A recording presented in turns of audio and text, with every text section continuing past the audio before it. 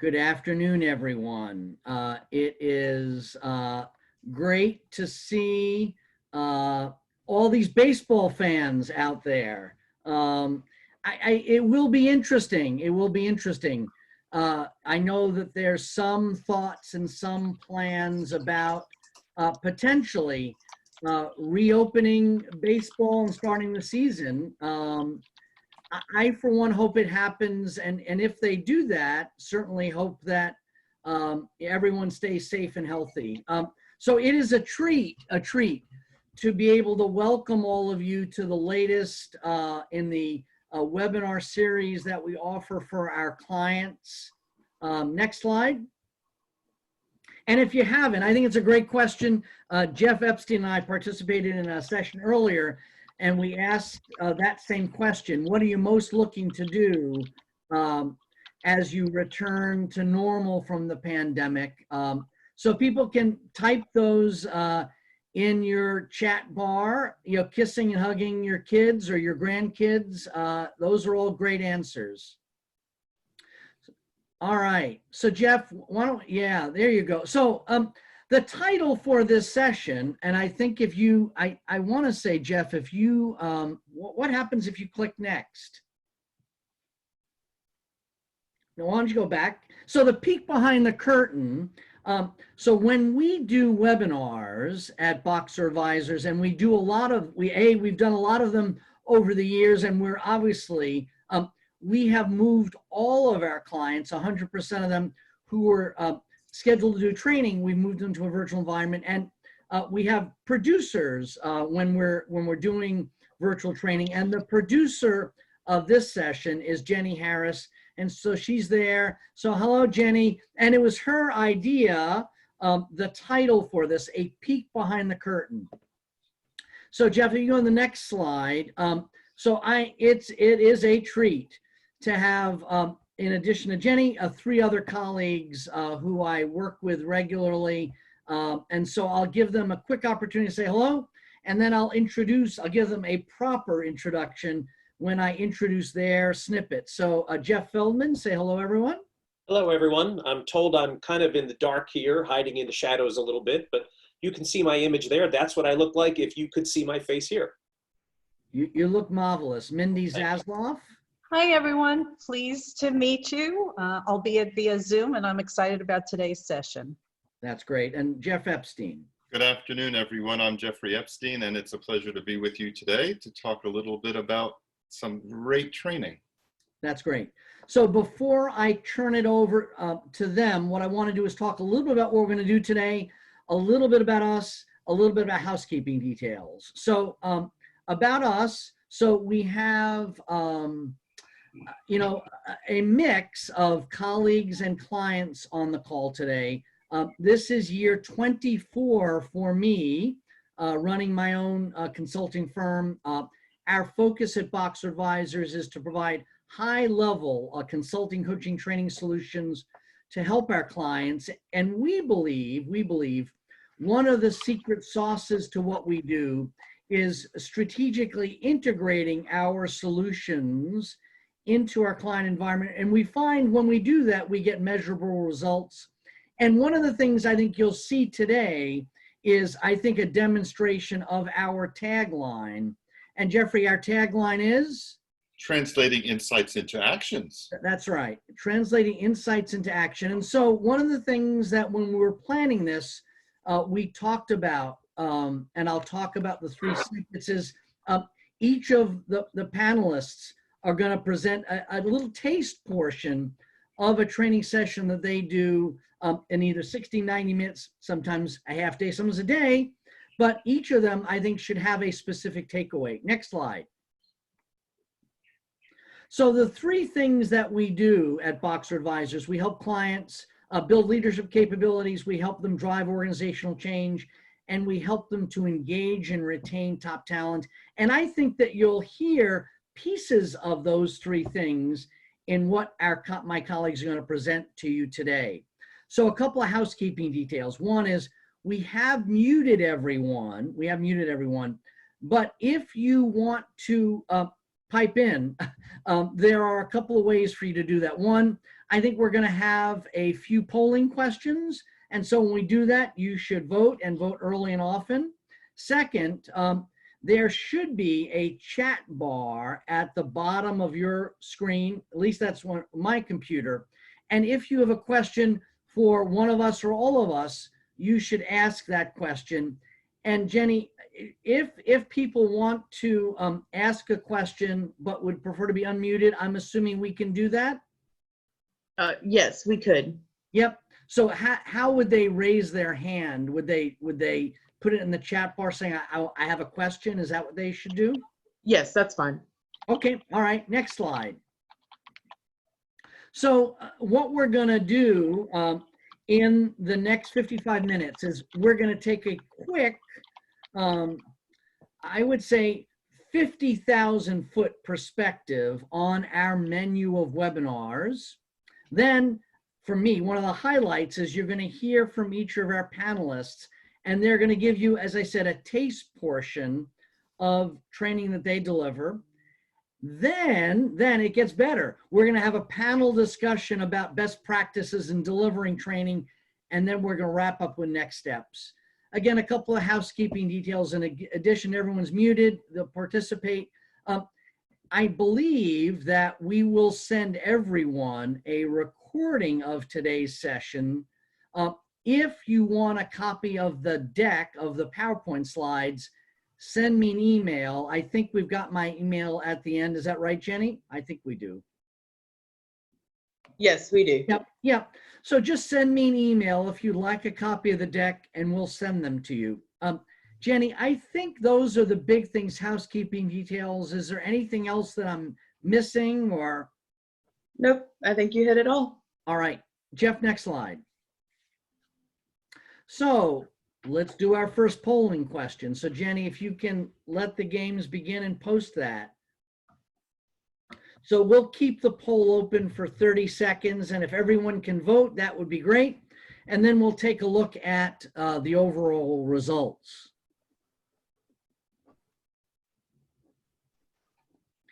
If you're answering information about professional development, I would be curious, what do you mean by that? And is there something specific that you're looking for? And Jenny, we'll close the poll in 5, 4, 3, 2, 1. All right, let's close it and take a look at it. So I would say, Jeff, Mindy, Jeff, do you guys have any reactions to those answers? Well, what I see is that it looks like the majority of folks are looking for ideas and strategies and tips for implementing effective webinars and maybe virtual meetings and training programs on their own. That's right. That's right. So again, I would imagine most of us are delivering training virtually these days. And so you're going to see 3 masters do it. And Mindy's session is going to give you a snippet of what she has done for our clients in a day. When you do it for our clients, Mindy, you've done it in a day, right? No, I do it in maximum 4 hours. 4 hours. Okay. Maximum. All right. Maximum. Okay. That's great. All right. So, so we've got the information about what you're hoping to do. I would ask all, Jeff, and Mindy, let's be attentive to that. Next slide, please. So, our webinar catalog. So again, I've said this is year 24. We have done training virtually in webinars for many years. How this catalog happened is we were doing a webinar for our clients when the coronavirus pandemic hit. And early on, we did a webinar for our clients. We had an infectious disease doctor on the webinar, and he and I presented a session. And we sent a reminder email to our clients.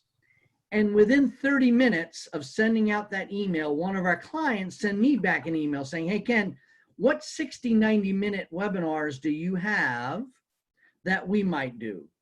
And so we sent him the beginnings of this catalog, and that has become a living, breathing document at Boxer Advisors. Next slide. So you can just go through all those, Jeff. So we have, I think, Jenny, about 40 webinars. So we probably have access to over 100 off-the-shelf training solutions. And I think the current webinar catalog, Jenny, is about 40 titles. Is that about right? That sounds about right. Yep. So I would say a majority of them are in the leadership and management domain, communications domain, but we have webinars that we've done on conflict management, on, again, you'll see Jeff do his thing on team development, on professional development. You'll see Jeffrey do something on PI, on project management, on contracting, and for our federal government on some of the aspects of financial management. So we have a pretty extensive catalog of webinars that we offer. Again, some of them can be done in 60 minutes, 90 minutes, or as Mitney said, they can be done in 4 hours. Jeffrey and I did a webinar this morning for 2 hours. We're doing, for one of our clients, we're doing a 4-day session for our clients. So there's a lot of flexibility. Next slide. So what we're gonna do is we're gonna have, as I said, 3 mini sessions. We're gonna start with Jeff Feldman, who's gonna talk to us about virtual teaming and how do we stay connected while working remotely. Obviously, while some states are opening up their regulations, I imagine that many of us will still be working remotely for a time. Mindy is gonna give us a snippet on the converted classroom and ways that you can take some of her tools and teach some virtual training yourself. And then we'll end up with Jeffrey talking about this pie. And we're not talking about chocolate pie. We're talking about performance, image, and exposure, how you can enhance your career development by applying those key principles. So let me now introduce Jeffrey. So Jeffrey is, some of my colleagues are really good trainers, and some of them are really good coaches, and some of them are really good consultants. Jeff came to us as a recommended consultant, but I think you'll see is a really skilled facilitator.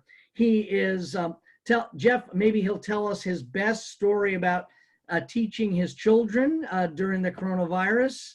And so Jeff, I'm delighted to have you with us today, and I'll let you take it from here. Thank you very much, Ken. And welcome, everyone. It's great to have you all joining us for this session here this afternoon. And so we're going to spend just a brief period of time talking about this idea of virtual teaming.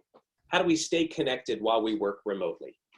And so once upon a time, in a world that may now seem far, far away, team interactions looked like this. The team members gathered around the table. They could look each other directly in the eye. They could shake hands as a greeting. They could slap high fives in celebration of some success. They could share snacks. They had direct interactions. And of course, those direct interactions fostered and sustained their sense of cohesion, their sense of connectedness as a team. Fast forward to today, and things look a little different. Now we have team members in dispersed mode, beaming in or zooming in, if you'll pardon the pun, from remote locations, their home workspaces, if you will. And so the dynamics are different. And as we all know, because we've all experienced this over the last number of weeks, they can be a bit more challenging. But they don't have to be. If we choose to be very intentional, if we choose to be design-oriented, we can create virtual team interactions that still build that sense of team spirit, that still foster that sense of cohesion and connectedness within our teams. The mistake we make, though, is in trying to do teaming in the virtual format in the same ways that we used to do it in the physical format. It's not that it's any worse necessarily, it's just different. And we need to apply different strategies, different approaches, and different tools to making virtual teaming work.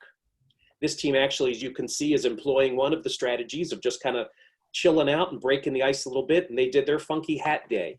So that might be one thing you and your teammates might think about a little bit, who has the craziest hat. I vote for the guy in the upper left corner with his cup of joe, and that looks like maybe a shark hat on his head. I don't know. So we need to begin just thinking a little differently. And if, you know, the 50% of you who said you'd like to run webinars yourself, or maybe virtual meetings or virtual trainings, you can't just take what you used to do live and in person and superimpose it over the virtual platform. We need to begin adopting different tools and different strategies. Now, one of the most important interactions that takes place among team members are not those formal sit around the table gatherings. They're the ad hoc, informal, casual times that we interact with one another as members of a team. Sometimes they're intentional. You know, we specifically drop by someone's workspace to say hi, ask how their weekend went. Sometimes they're just happenstance. We run into each other on the way to the bathroom and start, you know, having a conversation that leads to something of value, an idea, or an exchange of information or communication. So how do we create these virtual casual interactions? Well, one way to do that is to create a virtual water cooler space. Or if you want to think of it as your Keurig, your virtual Keurig, you know, how do we gather around the coffee pot? And you can do this in any number of ways. There are lots of tools out there, Trello, Mural, Slack has a channel that you can build for something like this. And it could almost become like a bulletin board where people post things. Maybe you create a theme. Here's some possibilities we've thought of for you. You can post jokes. You can start up a discussion of some book that people are reading, or a popular TV show or movie. I saw a number of you in the chat pod were talking about wanting to get back out into theaters. You can share favorite quarantine snacks or recipes. You could highlight successes of the day or challenges that you're facing.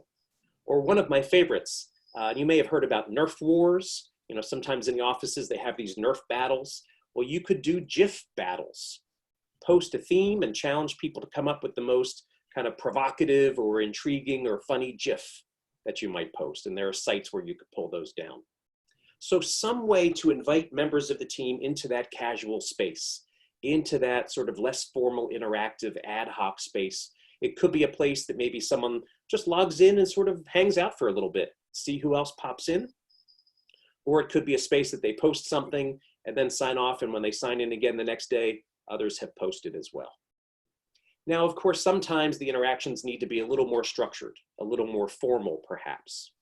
And so for those of you familiar with the Agile project management approach and its offshoot Scrum, you may be familiar with this idea of holding a Scrum, which is a time that the teams get together, talk about their work, who's doing what, they do handoffs, they set priorities, they establish focus. Scrum comes out of the sport of rugby. And if you've never played rugby, you may at least have seen what a scrum looks like.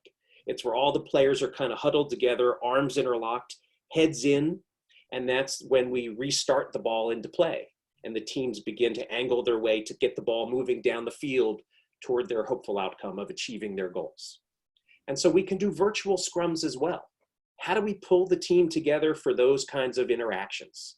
It could be something that you start every day.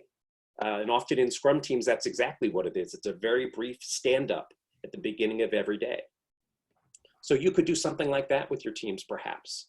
A start of the day link-up, an opportunity to calibrate alignment, to bring priorities into focus, to reinforce cohesion. You could do it once a week, either at the start of the week, or I love the idea of doing it at the end of a week to celebrate successes and acknowledge accomplishments. Or you can do it anywhere in between. But the idea becomes then we have this sacred team touch point that happens on a regular basis that again fosters our sense of team spirit and cohesion. That's great. That's great. Well, I can tell you, I learned something, Jeff. I did not know that Scrum came from rugby. So, Yeah. So thank you for kicking this off. Ken's learning for the day. No, I thought it was great, and I thought you gave us some really practical suggestions of how to do that. So thank you. That was outstanding. So I'm going to introduce Mindy Zasloff. I won't say, because she'll be angry at me if I say how many years we've worked together. Right? Don't do that. Don't say it. I won't do it. I won't About do it. half a month. I won't do it. I have worked with Mindy for a long, long time, and she is a gifted trainer. She began her career working internal in several organization has now been an external coach and trainer for many years. So I know, I've trained with Mindy and seen her training. I know this will be a treat. So Mindy, I'll let you do your thing. Thank you, Ken. And hi, everyone. Thrilled to see you. And I wanted to really reinforce what Jeff said about how do you convert what you're doing. And as he said, you can't just do things the same way. And I wanted to start with a polling question and get inside your heads of, what's your current challenge in presenting virtual training? So Jenny is going to post the polling question, and I'd like you to, you could pick a couple of answers if you want, and it should say distance learning, how to design distance learning programs, but pick what is your current challenge? Is it using the technology? Is it how to design it? Is it how to get people even to sign up? We're finding people sign up for lots of training and then don't show up. How to engage others, knowing what tips and tricks to use or anything else. So let's get your thoughts on this. Great. We'll close the poll in 5 seconds, Jenny.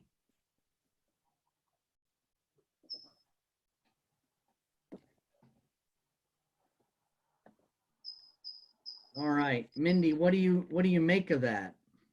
Well, so great. Well, knowing the right tips and tricks to use, that we really need to start thinking about how to engage adults in adult learning, and that we can't just merely post 8 hours of training in a virtual situation. We have to think about adult learning. We have to think about getting people to understand how this is relevant to them, and tips and tricks for presenting training in a short period of time. So if we start looking at, thank you for your participation in the poll. If we start looking at what Boxer Advisors is, offering to you, we have like two solutions I'm gonna talk about today. And one of them is a design service. Is what tips and tricks can you use, and merely you can give us what you need to present in training, and we will convert it soup to nuts to a distance learning environment. We will add in all the tips and tricks, such as polling, breakout rooms, chat, hand raising. We will design the PowerPoints that we use, and even if you like, we can present the training with you.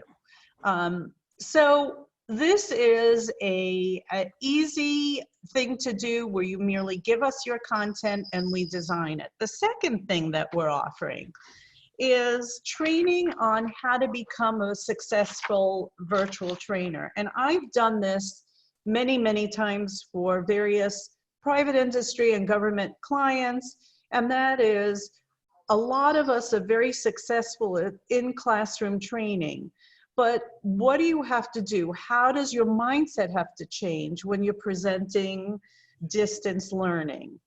And what we really do are two things. We, one, teach you how to use the technology tools, but also teach you how to engage your audience and give you some checklists of things to make sure are correct while you're presenting this training. So I have a couple of examples of when we talk about what we teach using the technology. Is there are lots of wonderful aspects of the technology, and if we had more time today, we would take you through all of these. But how do you use polling and whiteboards? And I've had great success with breakout rooms, which function very similarly to in-classroom training, where people break out and then come back together. How do we share our desktops? How do we chat together? The other is we teach you how to engage your audience. And some of the things include in engaging your audience. And one thing that I'm really fond of thinking about as we engage people in distance learning is the concept of using brain science. And if we go to that next slide, we see a list of all the things to think about. And I wanted to mention a couple of things about brain science. And I wanted you to think about when you're presenting training, you can't just merely have people sit in front of a computer for a day at a time. That does not work. So you have to think about, what does brain science tell us? And it tells us three things. One, and as it applies to distance learning especially, when you're doing training, it has to stick in someone's mind. It has to have imagery, something exciting that they'll always remember. And one way to do that is storytelling or using word pictures and visual aids to help it stick in someone's mind. It has to engage the entire audience. So virtual training cannot be passive training. It has to constantly change in format. So you're presenting content and then you're getting people chatting, and then you're getting people polling, then you're doing whiteboarding, then you're getting people off in a room, then you're using icebreakers. And that finally, in line with Boxer Advisors, what is the good of training if you're not persuading someone to take action? And that's one of the concepts of brain science. So what I want to show you here is I want to talk about a little bit about also the principle of adult learning, which when we're training, we really have to think about, and I have a good example of that, and that is, how many of us have forgotten how to ride a bicycle? And I would think none of us. I don't think I've ridden a bicycle in a long time. But yet, what happens is when you actively participate in learning, you sort of never forget it. And so embedded in everything we do in virtual training has to be getting people involved, creating these high levels of participation. And so what I want to leave you with is a list of one of the ways that we get people to be involved. And feeding off what Jeff Feldman just said is using icebreakers throughout your training. And here's a list of great ones. And what I've used very successfully, which isn't on here, but what are you doing right now? And then I'll show pictures of people eating, people shopping, people writing emails, people exercising, and right in the middle of the training. And I'll say, you know, click on what you're doing, and people really get a kick out of, well, I'm exercising, but I'm also listening. I said, great. Well, what made you laugh recently? So here are a list of questions that you could use, and how I recommend using this, remember, inspiring you to take action, is take some of your favorite ones, and in the next virtual training you do, intersperse them in your training. So I want to thank you very much. That's great. That's great. Thank you, Mindy. That's a really, really powerful way to do it. And the last panelist is Jeff Epstein, who I've known the longest of all three of you. Again, I could say how many years I've known Jeffrey, probably going on 40. And Jeff is a really, really skilled designer and skilled presenter, and has delivered workshops on this topic, many times during the past year. So I'll let Jeffrey weigh in on pi. Can't hear you. You're muted. I need Mindy's course. I need Mindy's course in giving virtual training. You're my first one. That's right. Sign me up. Mindy, Jeffrey, thank you so much. And so what we're going to do now is sort of turn our heads from the notion of giving some context in the organizational and personal sense to what we're talking about with getting together and engaging with our colleagues, as Jeff talked about, and delivering messages consistent with vision and alignment to achieve goals and objectives. And so over the last year, as Ken mentioned, I've been tasked with not only developing, but delivering a series of, in this case, nearly 10 4-hour sessions for 2 clients on the subject of performance, image, and exposure. And so can we go to the next slide, please? And basically, the objectives of this workshop are to understand a theory called PI, which was created by a gentleman named Harvey Coleman. And it talks to 3 things: taking control of your own performance, the importance of developing your personal brand, and techniques for increasing your exposure. Next slide, please. And at the very heart of it, and at the very heart of anything we do, is to actually take a look at, and what this course does is it actually makes us look inward. And it's all about self-leadership. So you'd have to say to yourself, now, why would an organization take an interest in having their employees, managers, supervisors, directors be self-leaders? And that's because having a developed sense of who you are, the things you can do, where you're going, coupled with your ability to influence your communications, emotions, behaviors on the way to getting there, is very powerful, and the essence of performance, image, and exposure. So it's about taking control of one's career ambitions and drive within the context of achieving high levels of both personal satisfaction, but also achieving real hard, tangible results for organizations. Next slide, please. So let me ask you my polling question, okay? And I hope it's set up. Now we're going to ask you, in your career right now, what percentage of your time and effort is spent on the following? On your performance, if you want to, I guess it's done in 3 ways. So how much of your time is spent on performance? Please indicate. Then how much of your time is spent on developing your image in terms of how you appear to others, okay, within your organization? And then your exposure, to what degree you go beyond your cubicle, your space, your simple performance activities in your organization. So I think we have 3 of those, Ken, am I right, for people? Okay, so give them a minute or 2, or less in this case, much less.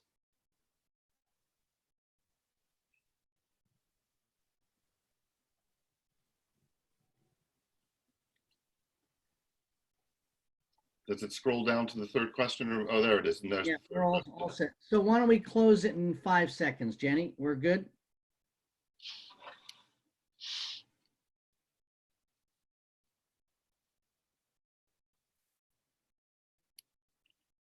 Okay, so currently we find that people right now spending on performance, the vast majority, okay, that's right. So over 66% of you say that you spend most of your time on working on performance-related activities. And between 1 and 25% were the vast majority on your image. And if we go down to the 3rd answer, Jen, does it scroll? And again, less than 50% on your exposure. Okay, 1 to 25% is, again, and that is about right, okay, what I would have expected. But let's talk about it for a second by going into some detail. Next slide, please. So basically, as I've said, this is based upon a theory developed by a very successful consultant, organizational development guy, very successful entrepreneur, as well as having worked in many corporations. His name is Harvey Coleman. He lives here in Atlanta, where I come from. And so he wrote a book, and he wrote this book about organizational culture and to serve as a reality check. What's really going on in most organizations, both private organizations and public organizations? And he wrote it as a catalyst to stimulate personal transformation. And so that's what we do over the 4 hours, let's say, or can be extended to a day or longer, in talking about these things. So it's a tool to help you understand your relationship with your supervisors, your peers, and your subordinates. Next slide, please. So what is the very essence of it? Well, according to Harvey, ultimately in your career, you should be aiming to perform exceptionally well. You need to cultivate the proper image, and you need to manage your exposure to the right people who will know about those two things. And if you're not doing that, if you're just doing great performance, your career is going to suffer. Because in most organizations, and we find this, and it's interesting that we're doing this, these courses we're asked to do this right in advance of people's annual reviews and appraisals, you found that it's a very good time to take stock of that. And so what Harvey found in his own career was that he was a high flyer. He was doing great, and all of a sudden, he hit a glass ceiling. And basically, he wanted to understand that. He began to realize that everybody does great performance. And unfortunately, not everybody gets promotions and bonuses simply because of their performance. Something else is going on there. And so what we're trying to do is a look behind the curtain of what's really going on in organizations. And what it shows us, and if we go to the next slide, we can talk a little bit about what it is that performance is your entry ticket. You have to always perform well. There's no doubt whether you're at the beginning of your career or whether you've plateaued or whether you're looking for an exit strategy. It always has to be stellar. It's where you build your reputation. It's where your legacy starts. And it's the common denominator. As I said, everybody does well in their organizations. And it also demonstrates to others your ability to take on more responsibility, greater challenges. It's where you need to always be putting the bar out there. It needs to be, it's where you demonstrably demonstrate that you have capabilities as well as abilities to do more. But as I said, it's not enough. So we need at the same time to develop those skills that will help us to actually broaden our horizons. And this gets into, and it's very important, and it's very interesting that I was asked to give this virtually as well as in person, because the question is, what are the messages that you are giving out right now in your work today, given the situation that we're living with? What does it say? And it includes both your nonverbal, your body language. It includes your paraverbal, the tone of your voice. How do you deal when you get excited? It's how do you carry yourself? It's about being ready in the moment. And the key is that we have to understand, according to the principles of this theory, that you are being judged unconsciously as well as consciously all the time by your peers, by your supervisors, as well as by your subordinates. And so the fact is it gets you to take on board that you need to take a look at your image. And with those two things, with image and performance, it then leads to your exposure. It's where you actually can demonstrate a high career impact. It's the things you do so others will know of your performance. It what demonstrates that your performance and your image is greater. It's what influence you can have on your organization for it to be truly transformational. It's about building networks of mentors and bosses and champions who will support you in your ambitions. And then finally, you've got to be careful with exposure. So we talk a lot about how to overexpose and as opposed to underexpose. Ken's got 1 minute to tell me to go, and the next slide. So most of you kind of said basically that your pie is as it is in the left triangle, where 80% of our time is spent on performance, and again, 15% on image and 5% on exposure. Ultimately, through this workshop, we talk about ways that you could start your transformation to move from where you are a leader within your organization and to think about, what do leaders actually do? Well, they're actually dealing with people. They're not, as I like to say, in the airline business, there are no CEOs of major American airlines that are pilots. They're leaders. And so it's something to think about, that in terms of where are we going, we need to be looking at a situation where we spend 60% of our time on our exposure, 30% on image, and then performance. So in wrapping up, Ken, let's talk a little bit about something we can do. One slide back, we're just going to take a second to give them one tip on something you can do right now to improve your image. And it's interesting that I decided to use an example today, which is an example of what you do when you enter a room. And I will tell you that PI takes on a lot of concepts related to emotional intelligence. It's being in touch with your emotions and getting a sense of what are you feeling at any given moment in time. In this case, what I'd like to do is for you to think about those. We're going to think ahead, forward to, in the first instance, what do you do when you enter a room of a lot of people? Can you read the energy in the room? It's taking that moment. So for example, if we go into a room of 100 high-powered entrepreneurs and they're milling around, what's going on? There's a lot of buzz, there's a lot of energy, people are talking. And it's for you to recognize that energy. On the other hand, if you're down for jury duty and you've been waiting, as you do, and you don't even want to be seen, your head's in the newspaper, the energy is quite tense and quiet, and it's a very different energy. And I want people to start thinking about that energy. And so that's the tip in the business, is to get in touch with your energy. But then going back to what Jeff Feldman was talking about is how can we get in touch with our energy virtually? And to beat that. And so what I'm going to ask you to do is to actually, when you use your Zoom, when you use your WebEx or your Adobe Connect or whatever program you use, I want you to take a really good look of the movement of people. Are people sitting still? Are they fidgeting? Are they engaging with each other? Are they moving around using body language? And from that, you can distill so many clues about your engagement. So thank you for that opportunity to do that, and something for you to think about. So back to you, Ken. That's great. So Jeff, do you think it's possible for us to maybe stop sharing and we'll just be able, is that possible? You bet. All right, great. Okay, so we're gonna, so hello everyone, we're here. It's 2:11, so we need to finish up in 14 minutes. So I'm gonna ask everyone to sort of help me self-manage to that so that I can finish up in the last 5 minutes. So what I'm gonna do is I'm gonna start with Jeff Feldman and ask the first question, and then Jeff Epstein and Mindy, if you have another reaction, you can weigh in. So the first question I want to ask around, this best practices brainstorm is, Jeff Feldman, have you seen any trends with any of your clients that have been forced with the coronavirus to be delivering training virtually? Well, yeah, I think the big trend is that we all are scrambling to figure out how to take live courses and make them virtual. I think we're all probably involved in that, and those folks who are participating with us today are probably looking at that as well.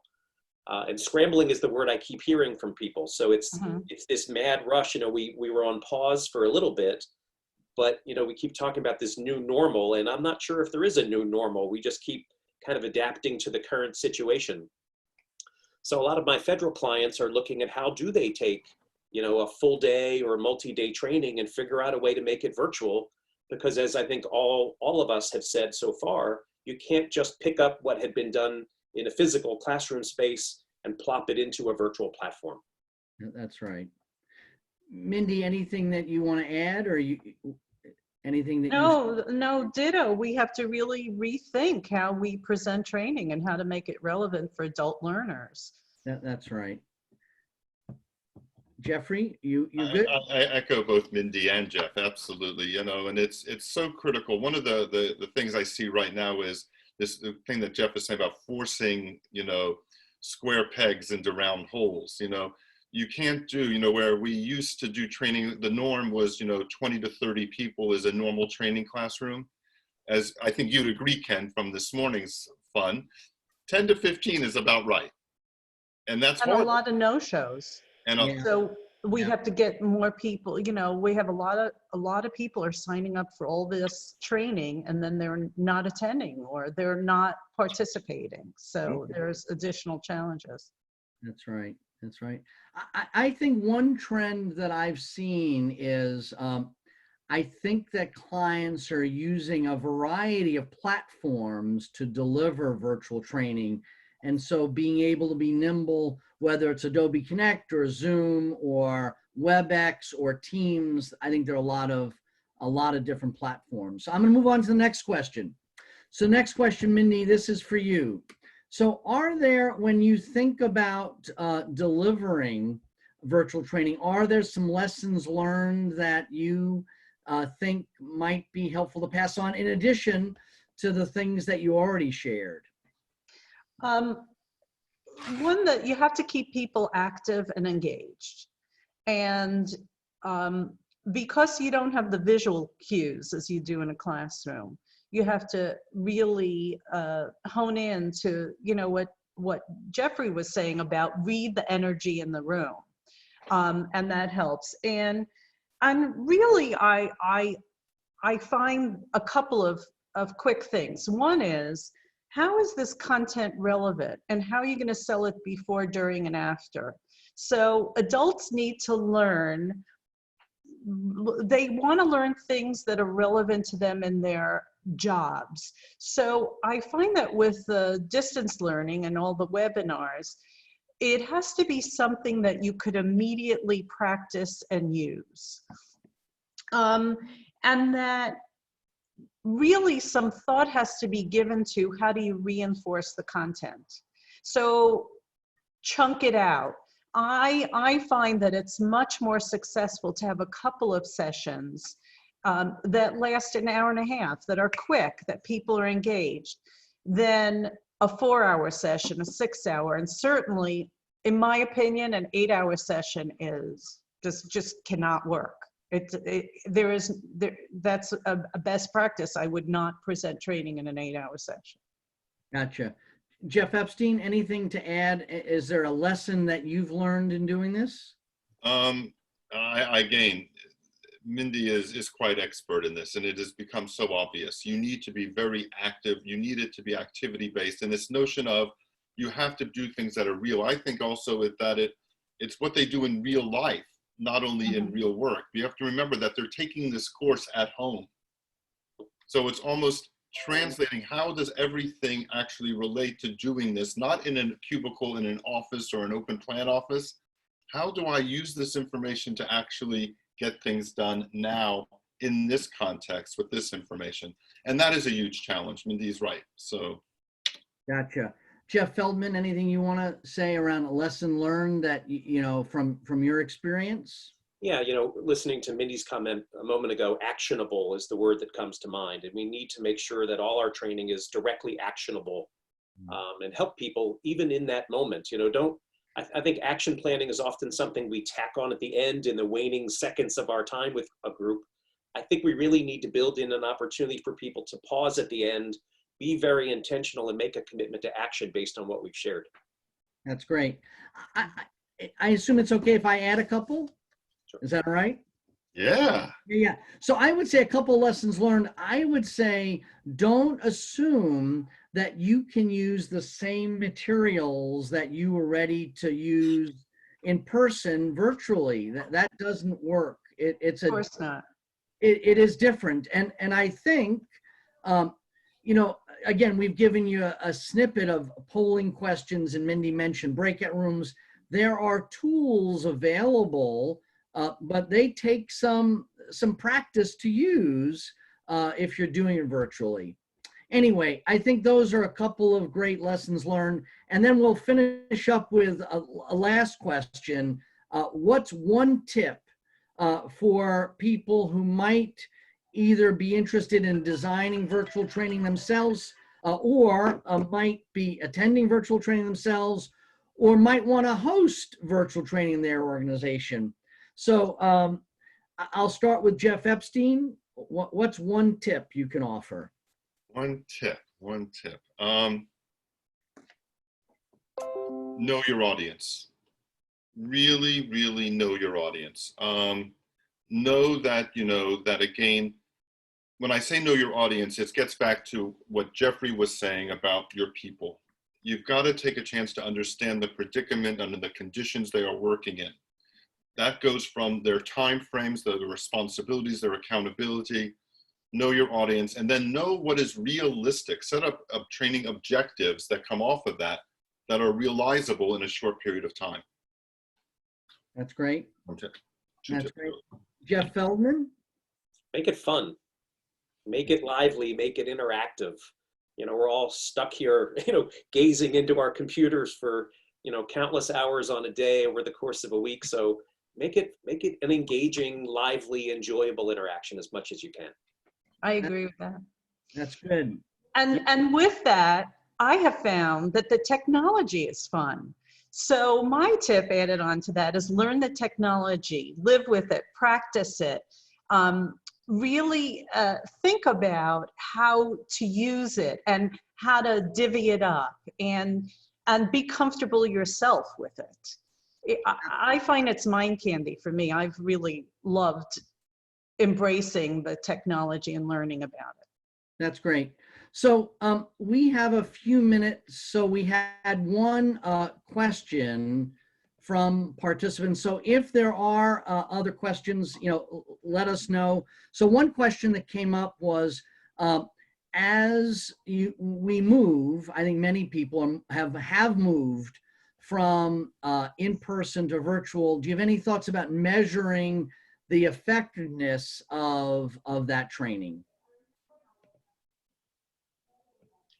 I would comment that I think Mindy alluded to follow-up of some kind. How do we ensure that what we're sharing in this virtual platform is actually being utilized and applied? And so, why not actually intentionally plan for some kind of follow-up and ask people what they've done with the content, how they've applied it, how it's helped them, either, to Jeffrey's comment, in this context, where we all are right now, as well as the workplace context, whether it's live and in person or virtual. And I want to add that one of the things I teach is something called the ASK concept, ASK. And when we're measuring the effectiveness of training, we have to look at the gap between attitude, skills, and knowledge. So we have 3 things we're measuring when we go back and we look. Are we trying to change attitude? If so, what? Are we trying to add skills? If so, what skills? And are we trying to increase knowledge in any way? And so to begin with the end in mind, and then carry that through and then measure that. And really analyze at the beginning of the training, what is it I'm trying to do? What am I trying to influence? And to design the training to address that specific need or interest. Absolutely, because it's a whole different thing. If I'm training for a skill, the way that I approach that, than if I'm looking for a change in attitude, and it could be all 3, but it's what % of each that I'm looking to do in my training. That's great. Jeff Epstein, anything to add? No, I think I was actually going to go on with what Jeff Feldman was saying, is that the notion of the 1-day, half-day training, 2-day, 3-day training is probably going to be history. The Totally. same hours spread over a longer period of time. Yeah. And it's going to be complicated to structure, but very exciting in the ability to give much smaller groups lots of small bite-sized bits of information that they can use immediately and then come back and review.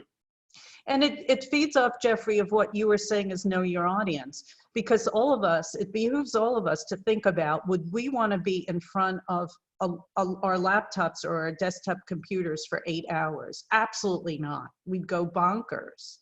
So we have to design training that it would engage ourselves, let alone our audience. Gotcha.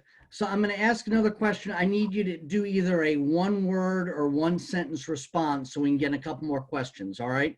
So someone can take this. So Jeff Epstein and I did a session earlier today. Jeffrey was the producer. I think twice during the session, he lost connectivity. So the question is, how do you compensate for the likelihood that at least someone's technology will fail? They said infrastructure in rural areas, et cetera. What do you do? Does anyone have any suggestions? Plan for it. Right. That's right. You could guarantee Don't it. panic. Just don't panic. Yeah. It will work itself out. It usually, one way or the other, it will work itself out. And have that plan B. That's right. Anticipate that it's likely to happen at some point and just be prepared to deal with it when it does. Yeah. Has anyone ever, I assume, so when that happened with Jeffrey today, I was on with him and I just continued. Does anyone have anything different that you've done when the blank hits the fan and you lose connectivity? I found people are pretty forgiving, and as Jeffrey said, don't panic, people understand and they'll accommodate as best they can, and Yep. just have to roll with it. Yeah, yeah. I can say, we've been doing these webinars for years, and Jenny knows this. I think last month we were doing it, one of our colleagues, and first Jenny lost power and she was the producer. And then a couple minutes later, the presenter, her computer gave out. And so it was me and a cloud of smoke. And so on some topics, I could have continued. This was one I really didn't know. And I just said to people, hey, look, this is where we're at. I think it's best that we shut this down. And I asked a question, let me know, what do your schedules look like, to reschedule for next week? And that's what we did. So, I think as Jeff Feldman said, people are forgiving. Jeff, can you put up your slides and maybe we'll finish up. And then if we have another 60 seconds, we'll do, that was great, by the way. You guys were fantastic, a great panel. So, yeah, so what I want to do is sort of talk about, again, all of us have talked about, how do you translate insights into actions? And so, Jenny, is this a polling question or not so much? Yes, it is. It It is. doesn't have to be, All but right. it is. All right, so if you can launch that, that would be great. So people may not know, I know some of my colleagues do know what MovieCom is, but MovieCom is one of our new partners that has thousands of legally approved videos that you can use in training to make it more engaging.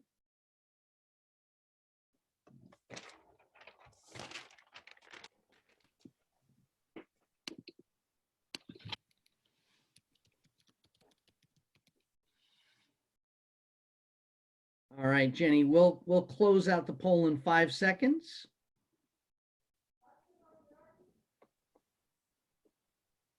All right, let's take a look. So if I'm tracking, people said purchase one of the books we identified or schedule a demo of MovieCom.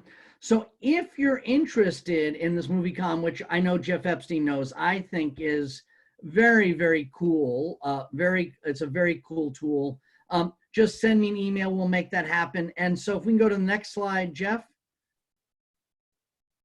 Whoop, maybe go back, I'm sorry. I think the books were on an earlier slide, I think. Whoop, there you go.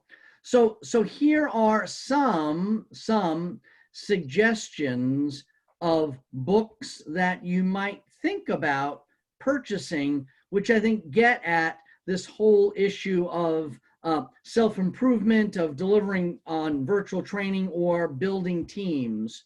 So I think, Jenny, we'll be able to send those out to people. Is that right? Yes, they'll be in the follow-up email. Excellent. All right. So Jeff, why don't you go a couple more slides and whoop, back. So what I'd ask everyone to do is, again, I think everyone talked about this, of how do you take what you've learned and apply it back in the job. So if you're interested in seeing our catalog, we're happy to offer it. You can do a self-assessment of your virtual training skills or what training you have available. You can evaluate your capabilities to deliver training. One of the things that we have decided we will offer any client who's interested as a result of this training is, all you do is need to send me an email, is we will offer a 10% discount on any 60, 90-minute webinar that's purchased before September 30th. Next slide. So just quickly, some upcoming events. So maybe people don't know, I know there's some people who do. So one of the things that we have decided to do, with the coronavirus pandemic is every Thursday, we offer a very targeted 30-minute training session for our clients. Jenny, if you can post the YouTube link, people can see some of the sessions that we've done in the past. This Thursday, we're doing a session on mindfulness. One of our colleagues is doing a session on mindfulness, which is obviously really important in these crazy times. May 28th is keeping up team morale, June 4th, stress management, and then we're going to refine our calendar for the rest of June. Future webinars, so June 18th, we're doing a session on must-have to be a successful leader. That's important. And then July 28th, we're doing a session on motivation. August 4th, we're doing a session leader as coach like, leader as coach like. So last slide, I want to just thank Jeff Feldman, Mindy, and Jeff Epstein. This was great. It's always good to see you guys, and I always learn something. So Jeff Feldman, I'll let you have a final word. Well, I'd just like to thank everyone for joining us today, and I hope you can find ways to bring to action some of the content we explored together here. That's great. Mindy? Thank you, everyone. A pleasure working with you in a virtual environment. That's great. And Jeff Epstein? Thank you for being able to work with such talented people, Ken, and for organizing this. It was great. Thanks, everyone. And be safe and be healthy to everyone who attended. Amen. Yes. And Jenny, thank you. And with that, that's the end of the webinar today. Thanks all. Thanks. Bye, Thank everyone. you.